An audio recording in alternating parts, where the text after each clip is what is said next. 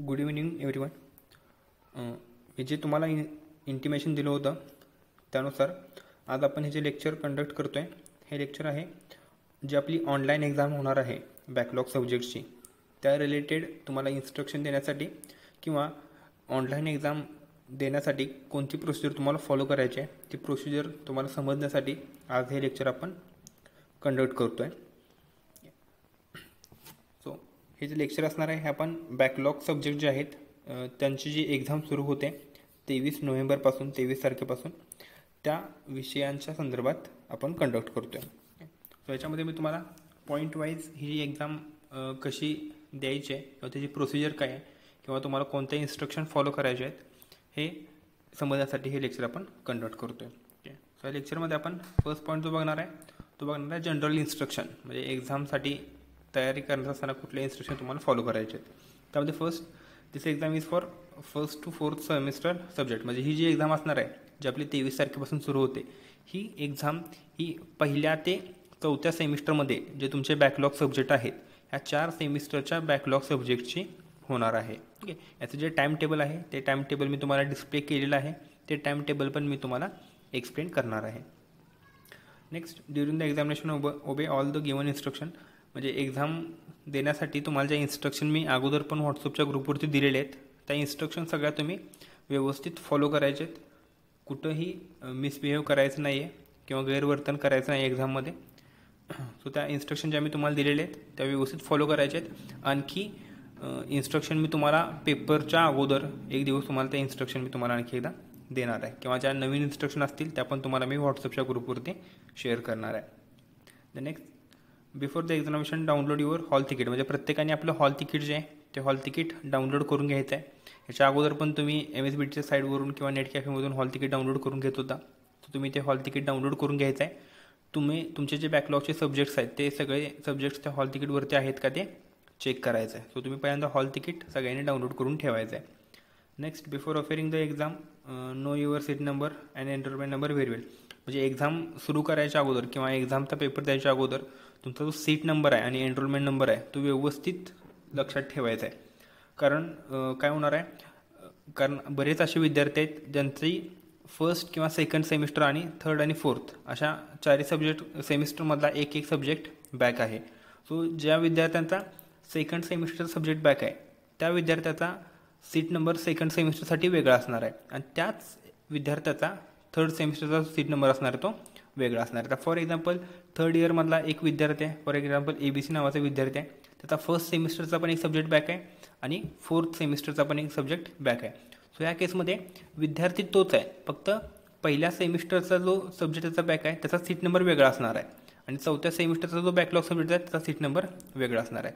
So तुमचे जर एकापेक्षा जास्त सेमिस्टरचे विषय बॅकलॉग असतील तर तुमचे सीट नंबर पण वेगवेगळे असणार आहेत. सो आपण कुठल्या सेमिस्टरचा पेपर देतो आहे आणि त्याचा सीट नंबर काय आहे हे पेपर द्यायच्या अगोदर सगळ्यांनी व्यवस्थित लक्षात ठेवायचं आहे. एनरोलमेंट नंबर तुमचा सेमच असणार आहे, फक्त तुमचा सीट नंबर हा सेमिस्टर वाईज चेंज होतो आहे. सेकंड सेमिस्टरचा बॅकलॉग असेल तर त्याचा सीट नंबर वेगळा असेल, चौथ्या सेमिस्टरचा बॅकलॉग असेल तर त्याचा सीट नंबर वेगळा असणार आहे. सो सीट नंबर जे आहेत ते प्रत्येक सेमिस्टरसाठी वेगळे आहेत, ते तुमचे व्यवस्थित लक्षात ठेवायचे आहेत. तर तुमच्या जनरल इन्स्ट्रक्शन असणार आहेत. आणखीन ज्या इन्स्ट्रक्शन असतील त्या इन्स्ट्रक्शन मी तुम्हाला पेपरच्या अगोदर देणारच आहे. द नेक्स्ट सेकंड पॉईंट आपण बघणारच असणार आहे मार्किंग स्कीम. आता ही जी टेस्ट होणार आहे ही टेस्ट तुमची ऑनलाईन टेस्ट होणार आहे. ऑनलाईन टेस्टमध्ये तुमचे MCQ मल्टिपल चॉईस क्वेश्चन तुम्हाला विचारले जाणार आहेत, म्हणजे एक क्वेश्चन विचारला जाईल आणि त्याच्यामध्ये 4 ऑप्शन्स त्याचे दिले जाणार आहेत. सो तुम्हाला जो बरोबर ऑप्शन आहे तो ऑप्शन सिलेक्ट करायचा आहे. सो अशा प्रकारची तुमची जी टेस्ट असणार आहे ती टेस्ट कंडक्ट केली जाणार आहे. ओके, सो आता ही जी टेस्ट असणार आहे ही टेस्ट 30 मार्क्ससाठी होणार आहे. ओके, तुमचे जे MSBTचे थेअरी पेपर्स होते ते 70 मार्क्सचे होते, पण आता तुमची टेस्ट जी आहे ती टेस्ट 30 मार्क्सची घेतली जाणार आहे आणि ते 30 मार्क्स नंतर 70 मार्कमध्ये कन्व्हर्ट केले जाणार आहे. ओके, सो याच्यामध्ये तुम्हाला टोटल 40 क्वेश्चन विचारले जाणार आहेत. वरचे 10 क्वेश्चन जे असणार आहेत ते ऑप्शनसाठी असतील, म्हणजे तुम्हाला टोटल 40 क्वेश्चन विचारले जातील. त्यापैकी कुठलेही 30 क्वेश्चन तुम्हाला सॉल्व करायचे आहेत. तुम्ही 40 पैकी 40 क्वेश्चन ही सॉल्व करू शकताय, त्यामध्ये काही डाऊट नाही आहे. ओके, पण प्रत्येक क्वेश्चनसाठी एकच मार्क्स असणार आहे. आता फॉर एक्झाम्पल तुम्हाला 40 क्वेश्चन विचारलेत, तुम्ही 40 पैकी 40 क्वेश्चन सोडवले आणि तुमचे 40 पैकी 40 क्वेश्चन जे आहेत ते बरोबर आले, पण तुम्हाला मॅक्झिमम मार्क्स जे असणार आहे ते 30च मिळणार आहेत, कारण आपली टेस्ट जी असणार आहे ती 30 मार्क्सचीच आहे. त्यामुळे तुम्ही क्वेश्चन कितीही सोडवले तर तुमचे मॅक्झिमम जास्तीत जास्त मार्क्स हे तुम्हाला 30च मिळू शकतात, आणि नंतर ते 30 मार्क्स 70पैकी कन्व्हर्ट केले जाणार आहेत. ओके, सो प्रत्येक क्वेश्चनला 1 मार्क्स असेल. आता ते जे क्वेश्चन्स असणार आहेत ते क्वेश्चन्स हे थेरॉटिकल क्वेश्चन्स असतील किंवा सिम्पल प्रॉब्लेम्सचे क्वेश्चन असतील, म्हणजे जास्त कॉम्प्लिकेटेड प्रॉब्लेम नसणार आहेत, एकदम सिम्पल प्रॉब्लेम्स ते विचारले गेले असतील एक्झाममध्ये. ओके, म्हणजे पूर्ण थेरी क्वेश्चन्स असतील किंवा छोटे छोटे प्रॉब्लेम्स पण एक्झाममध्ये विचारले जाऊ शकतात. ओके, सो टोटल 40 क्वेश्चन्स आहेत, त्यापैकी कुठलेही 30 सोडवायचे आहेत. 40पैकी 40 सोडवले तरी चालतात, पण तुम्हाला जास्तीत जास्त मार्क्स हे 30च मिळू शकणार आहेत. ओके, सो असे आपली मार्किंग स्कीम, पेपरमध्ये जे मार्क्स असतात त्याची स्कीम असेल. The next time table. आता टाईम टेबलमध्ये काय झालेलं आहे, हे जे टाईम टेबल आहे या टाईम टेबलमध्ये आपण जी स्कीमचे पण सब्जेक्ट आहेत आणि आय स्कीमचे पण सब्जेक्ट ॲड केलेले आहेत. तुम्ही कुठल्या स्कीममध्ये पेपर देत आहे हे तुम्हाला माहीत असलं पाहिजे. आता बऱ्यापैकी विद्यार्थी जे आहेत ते आय स्कीममध्ये पेपर देणार आहेत. ओके, म्हणजे सगळे जवळजवळ आय स्कीममधले आहेत, फक्त एकच विद्यार्थी जो आहे तो जी स्कीमचे पेपर आहे तो देणार आहे. ओके, सो याच्यामध्ये इथं पुढं मी तुम्हाला आपले डेट्स दिलेले आहेत, कुठल्या दिवशी म्हणजे कुठल्या तारखेला पेपर असणार आहे, कोणता पेपर असणार आहे, त्या पेपरचा कोड काय आहे आणि त्या पेपरचा टायमिंग काय आहे. इथे वरती मी दिलेलं आहे day and date, next time, कोर्सचं नाव काय म्हणजे सब्जेक्टचं नाव काय आहे, त्याचा कोड काय आहे तिसऱ्या कॉलममध्ये, आणि त्या पेपरचं टायमिंग काय आहे. आता आपलं जे टायमिंग असणार आहे ते टायमिंग हे सगळ्या पेपरसाठी सेमच आहे, म्हणजे दिवसातून 2 पेपर होणार आहेत. पहिला पेपर जो असेल तो 11 ते 12ला होणार आहे, आणि दुसरा पेपर जो असणार आहे तो 3 ते 4 ह्या वेळेत होणार आहे. ओके, दिवसातून 2 पेपर आहेत, पहिला पेपर 11 ते 12ला होणार आणि दुसरा पेपर 3 ते 4मध्ये होणार आहे. सो 11 ते 12ला कोणता होणार आहे, 3 ते 4मध्ये कोणता होणार आहे, हे टाईम टेबलमध्ये इथे तुम्ही मेन्शन केलेलं आहे. फॉर एक्झाम्पल, पहिला जो दिवस आहे, पहिल्या दिवशी मंडेला, सोमवारी पहिला जो पेपर असणार आहे तो इलेक्ट्रिक मोटर अँड ट्रान्सफॉर्मर म्हणजे ECN, त्याचा कोड आहे 22418. तो पेपर आपला 11 ते 12 ह्या वेळेत होणार आहे, आणि त्याच दिवशी दुपारी 3 ते 4 ह्या वेळेत अप्लाइड मॅथमॅटिक्स हा पेपर होणार आहे. तर इथं अप्लाइड मॅथमॅटिक्सचा कोड जो आहे तो दिलेला आहे 22210, म्हणजे हा second semester I scheme second सेमिस्टरचा पेपर आहे. आता ह्याच्यामध्ये तुम्हाला आणखीन एक पेपर बघायला मिळेल, तो पेपर असणार आहे इथे दिलेला आहे आणखी अप्लाइड मॅथमॅटिक्स. पण या अप्लाइड मॅथमॅटिक्सचा कोड काय आहे 17301, म्हणजे हा जो अप्लाइड मॅथमॅटिक्स आहे हा जी स्कीममध्ये असलेले जे विद्यार्थी आहेत ते पेपर देणार आहेत. आता तुम्ही सगळे जे विद्यार्थी आहात ते सगळे विद्यार्थी आय स्कीममधले आहे, सो तुमचा 22210 हा मॅथमॅटिक्सचा पेपर देणार आहे. फक्त एक विद्यार्थी आहे वाघमारे, तो वाघमारे जो आहे तो हा जी स्कीममधला पेपर जो असणार आहे तो देणार आहे. ओके, सो 17300 किंवा 17ची जी सिरीज सुरू होते, 17ची जी सिरीज सुरू होणार आहे ती सिरीज जी आहे ती जी स्कीमची असणार आहे, आणि 22ची जी सिरीज असणार आहे 22पासून सुरू होणारे सब्जेक्ट ती आय स्कीमचे पेपर असणार आहेत. ओके, सो बऱ्यापैकी सगळे विद्यार्थी हे आय स्कीममधलेच आहेत. एक विद्यार्थी जो आहे वाघमारे तो फक्त जी स्कीममधला आहे, तो फक्त हे 17चे सिरियल नंबर असलेले पेपर्स तो एकटा देणार आहे. ओके, सो सिमिलरली मंगळवारी दुसऱ्या दिवशी सकाळी 11 ते 12मध्ये EPT हा विषयाचा पेपर होणार आहे, आणि 3 ते 4मध्ये अप्लाइड सायन्स म्हणजे 22211 दुसऱ्या सेमिस्टरमधला जो असणार आहे अप्लाइड सायन्सचा पेपर 3 ते 4 या वेळेत होणार आहे. सो अशा प्रकारे मी टाईम टेबल दिलेलं आहे. सो तुम्ही कोणत्या स्कीममध्ये कोणता पेपर देत आहे तो कोड इथं पुढे मेन्शन केलेला आहे, आणि तो कोड तुमच्या हॉल तिकीटवरती पण असणार आहे. सो हॉल तिकीटवरचे जे कोड आहेत आणि त्याचा पेपर कुठल्या दिवशी आहे, किती वाजता आहे, हे तुम्ही सगळ्यांनी बघून ठेवायचं आहे. ओके, सो अशा प्रकारे टाईम टेबल जे आहे मी तुम्हाला दिलेलं आहेच.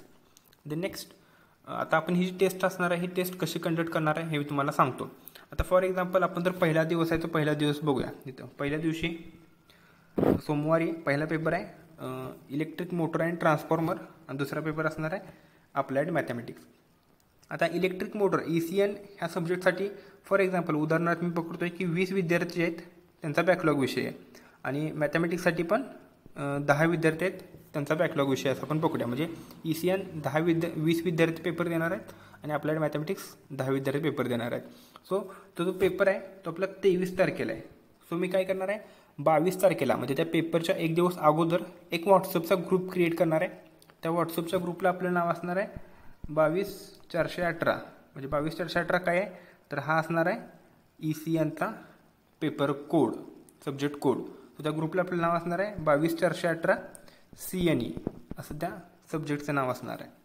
ओके, सो तो 22-418 CNE असा टायटल असलेला एक व्हॉट्सअपचा ग्रुप मी क्रिएट करणार आहे आणि जे जे विद्यार्थ्यांचा तो विषय बॅक आहे ते विद्यार्थी मी सगळे त्या ग्रुपमध्ये ॲड करणार आहे. हे कधी करणार आहे मी पेपरच्या 1 दिवस अगोदर करणार आहे. सो ग्रुपमध्ये ॲड केलं की त्या ग्रुपमध्ये मी तुम्हाला इन्स्ट्रक्शन देणार आहे. आता ते इन्स्ट्रक्शन काय असणार आहेत, आता फॉर एक्झाम्पल 22 तारखेला तुमचा ग्रुप क्रिएट केला आणि त्याच्यामध्ये तुम्हाला इन्स्ट्रक्शन येईल. त्या इन्स्ट्रक्शनमध्ये काय सांगणार आहे, तुमचा जो CNEचा पेपर आहे तो 11 ते 12 ह्या वेळेत आहे, पण तुम्हाला त्या वेळेच्या एक 15 ते 20 मिनटं अगोदर तुम्हाला ग्रुपवरती ऑनलाईन यायचं आहे. कारण तुम्ही ऑनलाईन आला तरच तुम्हाला ती लिंक बघा, म्हणजे मी शेअर केलेली लिंक तुम्हाला मिळणार आहे. ओके, तो पेपर जरी 11 वाजता असेल तरी तुम्हाला 10:40 पुढं तुम्हाला त्या व्हॉट्सअपच्या ग्रुपवरती ऑनलाईन यायचं आहे. आणि ऑनलाईन आल्यानंतर मी तुम्हाला जो थम्सअपचा मेसेज दिलेला आहे, तो जो स्माइली आपण पाठवतो असा थम्सअप केलेला, तो स्माइली तुम्ही त्याचे स्टिकर असणारे ते ग्रुपवरती पाठवायचं आहे, जेणेकरून मला समजेल की तुम्ही ऑनलाईन आलेला आहात. ओके, सो CNEच्या पेपरसाठी 20 विद्यार्थी असतील तर 20 विद्यार्थ्यांनी 11च्या अगोदर 15 ते 20 मिनटं जो ग्रुप क्रिएट करणार आहे त्या ग्रुपवरती ऑनलाईन यायचं आहे आणि ऑनलाईन आल्यानंतर थम्सअपचा जो स्टिकर आहे तो ग्रुपवरती पाठवायचा, जेणेकरून मला समजेल की तुम्ही ऑनलाईन आहात. ओके, सिमिलरली ज्यांचा 3 वाजता पेपर आहे त्यांनी 3च्या अगोदर 20 मिनटं म्हणजे 2:40 तुम्ही त्या व्हॉट्सअपच्या ग्रुपवरती ऑनलाईन यायचं. हे जे 2 ग्रुप असणार आहेत CNE आणि AME, हे दोन्ही ग्रुप मी 1 दिवस अगोदर तयार करणार आहे. ओके, सो तुम्ही पेपरच्या अगोदर 15 ते 20 मिनटं ग्रुपवरती ऑनलाईन यायचं आहे. ऑनलाईन आल्यानंतर थम्सअप असं स्टिकर पाठवायचं आहे, जेणेकरून मला समजेल तुम्ही ऑनलाईन आहात.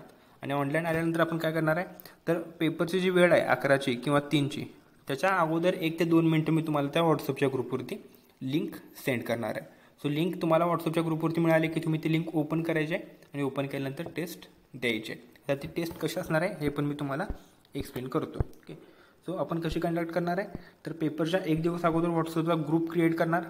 त्या ग्रुपमध्ये ज्या ज्या विद्यार्थ्यांना तो विषय बॅक आहे त्या विद्यार्थ्यांना आपण ॲड करणार आहे आणि ॲड केल्यानंतर त्या व्हॉट्सअपच्या ग्रुपवरती पेपरच्या 5 ते 10 मिनटं किंवा 5 ते 2 मिनटं अगोदर त्या ग्रुपवरती लिंक सेंड करणार आहे. आणि लिंक सेंड केल्यानंतर तुम्ही पेपर ओपन करणार, पेपर देणार आणि पेपर झाल्यानंतर तो जो व्हॉट्सअपचा ग्रुप असणार आहे तो आपण डिलीट करून टाकणार आहे. का डिलीट करणार आहे, कारण आपल्याला लगेच दुसऱ्या दिवशी म्हणजे मंगळवारचे जे 2 पेपर आहेत त्याचा ग्रुप लगेच आपल्याला त्या दिवशी तयार करायला लागणार आहे. ओके, सो जे पेपर आहेत त्या पेपरचा ग्रुप मी आदल्या दिवशीच क्रिएट करणार आहे. त्यामुळे ग्रुप क्रिएट करून झाल्यानंतर तो पेपर झाल्यानंतर तो ग्रुप डिलीट पण केला जाणार. ओके, सो मी म्हणजे 22 तारखेला मी ह्या 2 विषयांचा ग्रुप क्रिएट करणार, 23 तारखेला ह्या 2 विषयांचा ग्रुप क्रिएट करणार, 24 तारखेला ह्या 2 विषयांचा, 25 तारखेला ह्या 2 विषयांचा एक दिवसाचा तो ग्रुप क्रिएट करणार आणि पेपर झाले की तो जो ग्रुप आहे तो मी डिलीट करून टाकणार. त्यामुळे तुम्ही कुणी मला मेसेज करायचं नाही आहे की मला ग्रुपमधून का रिमूव्ह केलं आहे ते. अशा प्रकारे आपण ती जी टेस्ट असणार आहे ती कंडक्ट करणार आहे. आता तुम्हाला ॲक्च्युअल टेस्ट कशी द्यायची आहे ते मी तुम्हाला सांगतो. सो तुम्हाला व्हॉट्सअपचा ग्रुप क्रिएट केला जाईल आदल्या दिवशी. पेपरच्या 2 मिनटं अगोदर तुम्हाला त्या व्हॉट्सअपच्या ग्रुपवरती लिंक येणार आहे. सो लिंक आली की तुम्ही जी लिंक असणार आहे ती लिंक ओपन करायची. सो अशा प्रकारची लिंक तुम्हाला त्या ठिकाणी बघायला मिळणार आहे. सो लिंक आली आणि तुम्ही ती लिंक ओपन केली म्हणजे या लिंकवरती टच केलं, तुम्हाला ती लिंक येणार. आता ही जी लिंक आहे ही लिंक ॲक्टिव्ह नाही, पण तुम्हाला व्हॉट्सअपच्या ग्रुपवरती जी लिंक येणार आहे ती लिंक ॲक्टिव्ह असणार आहे. सो तुम्ही या लिंकवरती क्लिक केला की तुमची एक अशी विंडो ओपन होईल. मी तर दाखवते, तुमची एक अशी लिंक येणार आहे. लिंक तुम्ही ओपन केली की असा डायरेक्ट तुमचा जो मोबाईल असेल तो त्या टेस्टकडे डायव्हर्ट केला जाणार आहे. ओके, सो इथं मी डेमोसाठी लिहिलेलं आहे, म्हणजे समजण्यासाठी लिहिलेलं आहे डेमो मॉक टेस्ट. ओके, पण एक्झाम ॲक्च्युअली त्या ठिकाणी काय असणार आहे, तर ते ॲक्च्युअली तो पेपर ओपन केल्यानंतर तुम्हाला त्या पेपरचा कोड बघायला मिळणार आहे आणि त्या पेपरचं जे ॲब्रिव्हिएशन असणार आहे ते बघायला मिळणार आहे. ओके, सो मी ते लिहिताना डेमो मॉक टेस्ट असं लिहिलेलं आहे, पण तुम्ही ज्यावेळेला ॲक्च्युअल पेपर ओपन करणार आहे त्या ठिकाणी पुढचा असा 22-328 EMW म्हणजे त्या पेपरचा कुठला पेपर देणार आहे त्याचा कोड, त्याचं ॲब्रिव्हिएशन, असे 2 टेस्ट किंवा 2 पॉईंट त्या ठिकाणी तुम्हाला बघायला मिळणार आहेत. सो ते झाल्यानंतर इथं खाली दिलेलं आहे ही जी मॉक टेस्ट आहे आपण कशासाठी घेतो आहे, तर फॉर अंडरस्टँडिंग द प्रोसेस. पण त्या ठिकाणी वेगळं काय तर लिहिलेलं असणार आहे किंवा त्या ठिकाणी इन्फॉर्मेशन तुम्हाला फिल करण्यासाठी विचारली जाणार आहे. नेक्स्ट इथं बघा त्याच्या खाली स्टार आणि रिक्वायर्ड असं लाल कलरने लिहिलेलं आहे. स्टार केलेलं आहे आणि रिक्वायर्ड असं लिहिलेलं आहे. म्हणजे ज्या क्वेश्चनच्या पुढं असा स्टार असणार आहे इथे दिसेल तुम्हाला. इथं असा जो स्टार आहे ते क्वेश्चन्स रिक्वायर्ड आहे, म्हणजे त्या क्वेश्चनचा आन्सर तुम्हाला द्यायलाच लागणार आहे. तो क्वेश्चन तुम्ही सोडू शकणार नाही. तर त्यामध्ये कुठले क्वेश्चन्स आहेत, तर त्यामध्ये पहिलं असणार आहे enter your full name. So या ठिकाणी टच करून तुम्हाला तुमचं जे नाव असणार आहे ते नाव जे असेल ते नाव तुम्हाला लिहायचं आहे. नाव लिहिल्यानंतर पुढचा येणार आहे एंटर युअर एनरोलमेंट नंबर. आता हा जो एनरोलमेंट नंबर असणार आहे तो तुमचा एनरोलमेंट नंबर टाकायचा आहे. आता एनरोलमेंट नंबर टाकत असताना एक काळजी घ्यायची आहे, ते म्हणजे तुमचा एनरोलमेंट नंबर जो असणार आहे तो 10 अक्षरे असला पाहिजे. 10 किंवा 10पेक्षा कमी डिजिट तुम्ही टाकले तर तुमचा तो चुकीचा एनरोलमेंट नंबर असणार आहे, किंवा 10पेक्षा जास्त जर डिजिट टाकले तर तो पण तुमचा चुकीचा नंबर असणार आहे. तुमचा जो काही एनरोलमेंट नंबर आहे तो एनरोलमेंट नंबर तुम्ही इथं ॲड करायचा आहे. मी सॅम्पलसाठी 1 2 3 4 5 6 असे 10 डिजिट ॲड करतो आहे. ओके, तुम्ही जर कमी डिजिट ॲड केले, आता फॉर एक्झाम्पल 9 डिजिट ॲड केले आणि तुम्ही पुढच्या क्वेश्चनला गेलात तरी तुम्हाला वरती मेसेज येणार आहे की तुमचा एनरोलमेंट नंबर जो आहे तो चुकीचा आहे. सो तुम्हाला इतकं काय लागेल, टोटल 10 डिजिट जे असणार आहेत एनरोलमेंट नंबरचे ते ॲड करायला लागणार आहेत. नेक्स्ट सिमिलरली पुढच्या क्वेश्चनमध्ये सीट नंबर तुम्हाला विचारलेला आहे. तुमचा सीट नंबर जो आहे तो 6 डिजिटचा असणार आहे, 6 अंकी असणार आहे. सो त्या ठिकाणी तुम्हाला 6 अंकी सीट नंबर टाकायचा आहे. मी तुम्हाला एक काळजी घ्यायला सांगितलेली आहे, जर तुमचे एकापेक्षा जास्त सेमिस्टरचे विषय बॅक असतील, म्हणजे तिसऱ्या सेमिस्टरचा पण आहे, चौथ्या सेमिस्टरचा पण आहे, दुसऱ्या सेमिस्टरचा पण आहे, असे जर सब्जेक्ट बॅक असतील तर प्रत्येक सेमिस्टरसाठी तुमचा सीट नंबर चेंज होतो आहे. त्यामुळे आपण कुठल्या सेमिस्टरचा पेपर देतो आहे हे पहिल्यांदा बघायचं आहे, त्याचा सीट नंबर काय आहे ते तुम्ही लक्षात ठेवायचा आणि तो सीट नंबर इथं एंटर करायचा आहे. सो पहिल्यामध्ये तुम्ही नाव टाकणार, दुसऱ्यामध्ये तुमचा एनरोलमेंट नंबर, तिसऱ्यामध्ये तुमचा सीट नंबर असणार आहे. सीट नंबर टाकल्यानंतर तुम्हाला नेक्स्ट हे जे बटन आहे हे नेक्स्ट ह्या बटनावरती क्लिक करायचं आहे.